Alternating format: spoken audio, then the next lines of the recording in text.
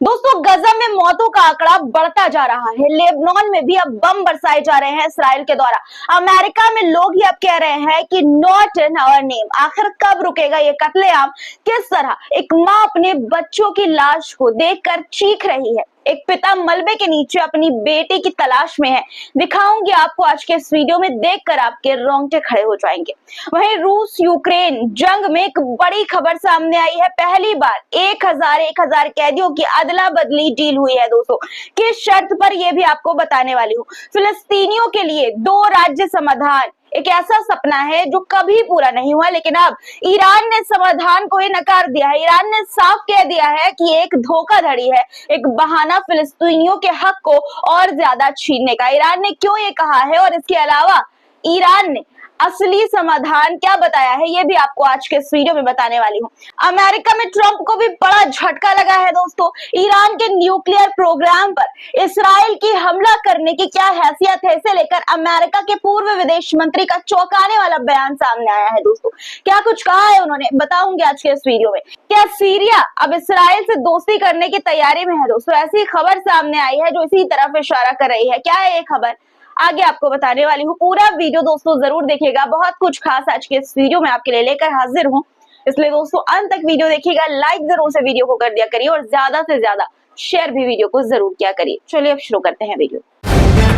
The live TV, सच सबसे आगे। आदाब दोस्तों, मेरा नाम है मिसबाह खान और आप मुझे द लाइव टीवी पर देख रहे हैं। सबसे पहले गजा के हालात पर बात करते हैं, क्योंकि रोज बार बार आवाज उठाना, वहां के लोगों का दर्द दिखाना बहुत जरूरी है दोस्तों। शायद इसी से अरब देशों की गैरत जागे। गजा का हाल अब किसी कब्रिस्तान से कम नहीं है, यकीन मानिए। हर तरफ मलबा है, हर तरफ तबाही है। प्रेस टीवी ने एक वीडियो जारी किया है जिसमें साफ ये दिखता है कि इसराइली हमले ने पूरी तरह गजा को बर्बाद कर दिया है। तस्वीर में आपको दिखाना चाहती हूँ, देखिए आप कि किस तरह खंडहर में बदल गया है। ये देखकर ऐसा लगता है कि जैसे फिल्म का सेट हो, लेकिन ये किसी फिल्म का सेट नहीं, ये असली फिलिस्तीन, असली गजा है दोस्तों। एक और वीडियो मैं आपको दिखाना चाहती हूँ दोस्तों, जहां पर गजा के लोग अपने मारे गए परिजनों, जो बच्चे हैं, उनको अंतिम विदाई देते हुए रो रहे हैं।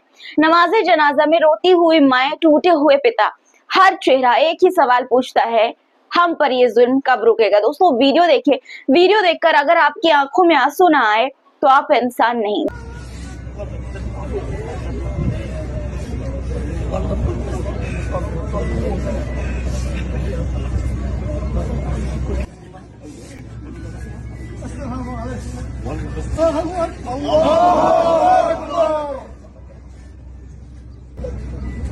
दूसरी तरफ सीजफायर और अंतर्राष्ट्रीय कानून की धज्जियां उड़ाते हुए इसराइल ने लेबनान पर फिर से जबरदस्त हवाई हमले किए हैं। पहले जो तस्वीरें सामने आई है रात के वक्त की हमले की, वो मैं आपको दिखाना चाहती हूँ। देखिए आपके स्क्रीन पर तस्वीरें।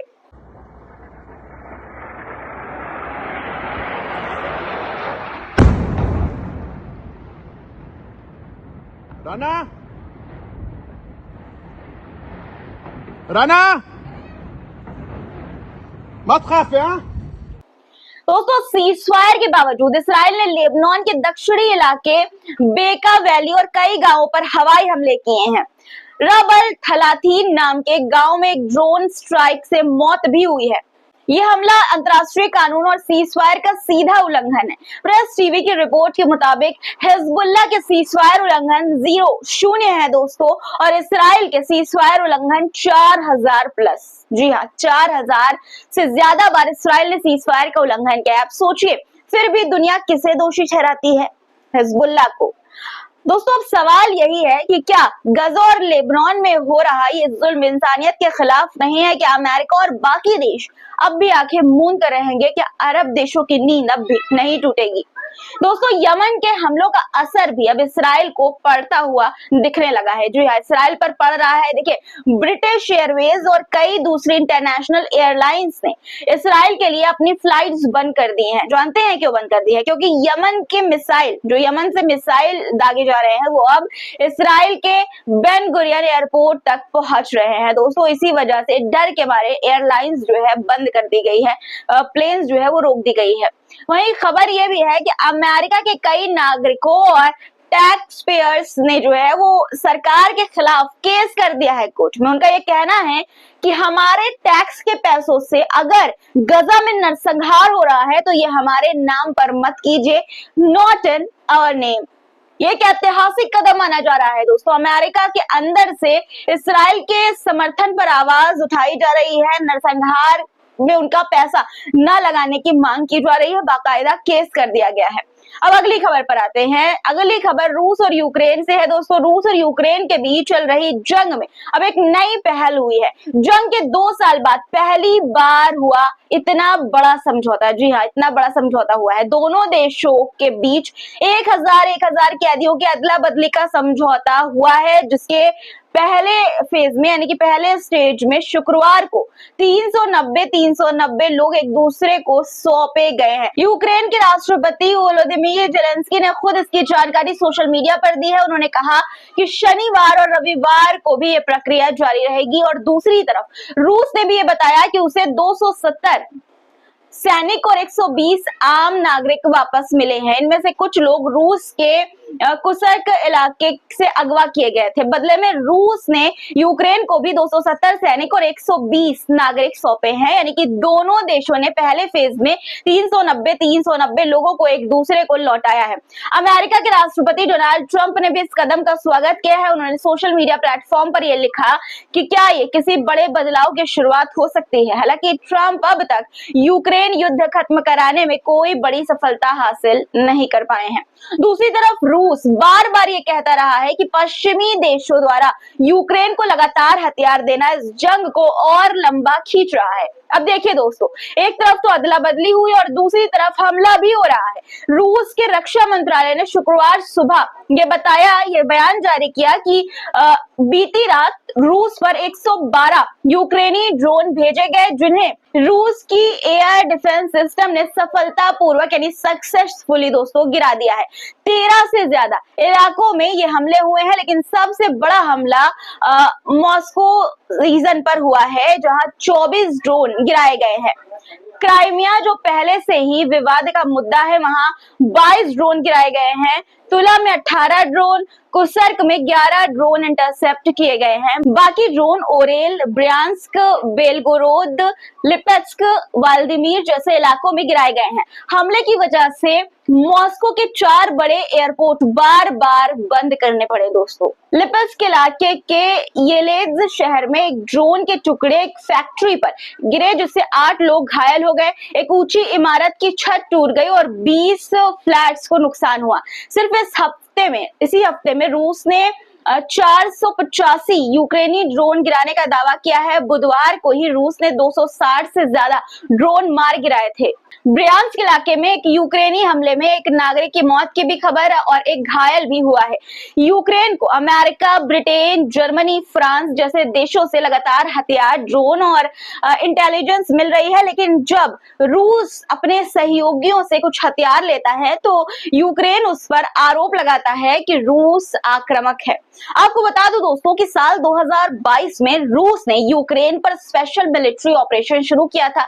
उसका कहना था कि नाटो उसके दरवाजे तक पहुंच रहा है और ये उसकी सुरक्षा के लिए खतरा है। इसके बाद से अब तक लाखों लोग बेघर हो चुके हैं और हजारों की जान जा चुकी है। लेकिन हमलों के बीच नई जो कैदी अदला बदली हुई है, छोड़ा गया है, उसे उम्मीद थोड़ी सी जगी है कि क्या दोनों देश युद्ध की जगह बातचीत का रास्ता चुनेंगे। आपको क्या लगता है? कमेंट में इस पर अपनी राय जरूर लिखिएगा। दोस्तों, इसराइल फिलिस्तीनियों पर जो जुल्म कर रहा है, जो हक लेकर बैठा हुआ है उनका, उसे रोकने के लिए एक ही समाधान नजर आता है, 2 स्टेट सोल्यूशन, यानी कि 2 राज्य समाधान। लेकिन इसे लेकर ईरान ने बड़ी बात अब कह दी है। ईरान के विदेश मंत्री अब्बास अराक्ची इन दिनों रोम के दौरे पर हैं। उन्होंने वेटिकन सिटी में वेटिकन के प्रधानमंत्री और विदेश मंत्री कार्डिनल पिएत्रो पारोलिन से मुलाकात की है और इस दौरान उन्होंने जो बात कही वो पूरी दुनिया में चर्चा का विषय इस वक्त बन गए हैं। अराक्ची ने कहा कि 2 राज्य समाधान बस एक झूठा दावा है, एक खोखला दावा है जो दशकों से फिलिस्तीनियों को बहलाने के लिए इस्तेमाल किया जा रहा है। असल में इस बहाने से इसराइल लगातार फिलिस्तीन को मिटाने की कोशिश कर रहा है, नई कॉलोनियां बनाकर, कब्जा बढ़ाकर और फिलिस्तीनियों के हक खत्म करके। यानी कि दोस्तों मतलब ये है सीधे शब्दों में कि 2 स्टेट सल्यूशन एक धोखाधड़ी है, एक बहाना है ताकि फिलिस्तीनियों के हक और ज्यादा छीने जा सके। क्या है ईरान का असली समाधान, ये मैं आपको बता देती हूँ। ईरान की तरफ से ये कहा गया है कि 2 राज्य नहीं बल्कि एक लोकतांत्रिक देश ही समाधान है। ऐसा देश जिसमें मुसलमान, यहूदी और ईसाई सभी मूल निवासी मिलकर एक जनमत संग्रह यानी कि रेफरेंडम के जरिए फैसला लें कि उन्हें कौन सा सिस्टम चाहिए। ये प्रस्ताव ईरान के supreme leader Ayatollah Syed Ali Khamenei की सोच से जुड़ा हुआ है, एक ऐसा फिलिस्तीन जो सबका हो। अरागची दरअसल ईरान और अमेरिका के बीच हो रही गुप्त बातचीत के लिए रोम में है। साथ ही उन्होंने वेटिकन के अधिकारियों को यह बताया कि ईरान का न्यूक्लियर प्रोग्राम पूरी तरह शांतिपूर्ण है, यानी कि दोस्तों कोई हंगामा, कोई हमले का इरादा उससे नहीं है और ये अंतर्राष्ट्रीय कानून के तहत है, ये भी बताया गया। वेटिकन से उनकी बातचीत में धर्मों के बीच संवाद, शांति प्रयास और बेहतर समाधानों पर भी चर्चा हुई है। दोस्तों खबरें लगातार सामने आ रही हैं कि इस्राइल ईरान के न्यूक्लियर प्रोग्राम पर हमला कर सकता है, लेकिन इस बीच अमेरिका ने कहा है कि इस्राइल की इतनी हैसियत ही नहीं है। जी हाँ, अमेरिका के पूर्व विदेश मंत्री जॉन केरी ने यह कहा है कि इस्राइल के पास इतनी ताकत ही नहीं है कि वो ईरान के न्यूक्लियर प्रोग्राम को पूरी तरह खत्म कर सके। उन्होंने यह भी कहा कि अमेरिका के लिए ईरान से डील करना बहुत जरूरी है, यानी कि अब अमेरिका के कुछ बड़े नेता भी ये मान रहे हैं कि जंग नहीं, बातचीत ही रास्ता है। दोस्तों कल मैंने आपको ये बताया था कि अमेरिका के राष्ट्रपति डोनाल्ड ट्रंप की सरकार ने विदेशी छात्रों को हार्वर्ड यूनिवर्सिटी में दाखिला देने से रोकने की कोशिश की है, लेकिन अमेरिकी अब ये खबर है कि अमेरिकी जज ने इस बैन पर फिलहाल रोक लगा दिया है। इसका मतलब ये हुआ कि विदेशी स्टूडेंट्स को अब दाखिले में कोई रुकावट नहीं होगी। ये फैसला खासकर उन भारतीय और दूसरे देशों के छात्रों के लिए राहत की खबर है जो अमेरिका में पढ़ना चाहते हैं।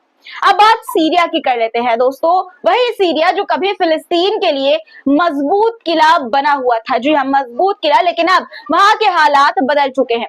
एचटीएस नाम का गुट सत्ता में आ चुका है, आप जानते ही हैं, और अमेरिका की बात मान रहा है एचटीएस और फिलिस्तीनी मुजाहिदीनों को देश से निकाल रहा है। एचटीएस पहले अल कायदा से जुड़ा हुआ था, लेकिन अब अमेरिका और सऊदी अरब के करीब ही बताया जा रहा है, यानी करीब बताया जा रहा है। दोस्तों एचटीएस की सत्ता आने के बाद सबसे ज्यादा दबाव पड़ा फिलिस्तीनी प्रतिरोध गुटों पर। एएफपी की रिपोर्ट के मुताबिक कई वरिष्ठ फिलिस्तीनी नेताओं को सीरिया छोड़ने पर मजबूर किया गया है, इनसे हथियार छीन लिए गए हैं और कई मामलों में गुटों से उनके सभी सदस्यों की लिस्ट भी मांगी गई है। एचटीएस के लोग अब इन गुटों के दफ्तरों, ट्रेनिंग कैंप्स और गाड़ियों तक को जबरदस्ती जब्त कर रहे हैं। दमिश्क के पास यरमूक रिफ्यूजी कैंप जो कभी फिलिस्तीनी प्रतिरोध का गढ़ हुआ करता था, वीरान हो चुका है। वहां से फिलिस्तीनी झंडे हटा दिए गए हैं, दफ्तर बंद कर दिए गए हैं और सुरक्षा भी हटा ली गई है। रिपोर्ट्स के अनुसार दमिश्क के कई इलाकों में अब फिलिस्तीनी गुटों की कोई मौजूदगी नहीं बची है। इस पूरी कार्रवाई के पीछे सबसे बड़ा हाथ अमेरिका का बताया जा रहा है। वॉशिंगटन हमेशा से फिलिस्तीनी प्रतिरोध को आतंकवाद कहता रहा है और उसने सीरिया पर दबाव बनाया था कि इन गुटों को खत्म किया जाए। डोनाल्ड ट्रंप ने 13 मई को सीरिया से सभी अपना जो प्रतिबंध है वो हटाने की घोषणा की और इसके बाद एचटीएस नेता जिलानी जो है उसने सऊदी अरब से मुलाकात की और ये बताया जा रहा है कि मीटिंग में सऊदी अरब के साथ इस मीटिंग में इस्राइल से रिश्ते सुधारने की बात भी हुई है। सालों से सीरिया फिलिस्तीनियों का दूसरा घर माना जाता रहा है। जब इस्राइल बना तो हजारों फिलिस्तीनी सीरिया की तरफ गए दोस्तों, वही रहकर उन्होंने इस्राइल के खिलाफ लड़ाई की तैयारी की, लेकिन अब वही सीरिया उनके लिए बंद हो गया है, उसके दरवाजे बंद कर लिए गए हैं। एचटीएस की सरकार इस्राइल से रिश्ता बनाना चाहती है और फिलिस्तीनी प्रतिरोध की हर निशानी मिटा रही है। क्या ये फिलिस्तीन के संघर्ष को रोकने की एक नई साजिश है? क्या अमेरिका इस्राइल मिलकर हर मोर्चे से फिलिस्तीनी आवाज को दबाना चाहते हैं? आपको क्या लगता है? कमेंट में खबर पर अपनी राय जरूर दीजिएगा। आज के लिए फिलहाल इतना ही दोस्तों। आज की खबरों पर आपकी क्या राय है कमेंट में लिखिएगा जरूर। फिर मुलाकात होगी कुछ नए मुद्दों के साथ, तब तक के लिए अपना ख्याल रखिएगा। खुदा हाफिज।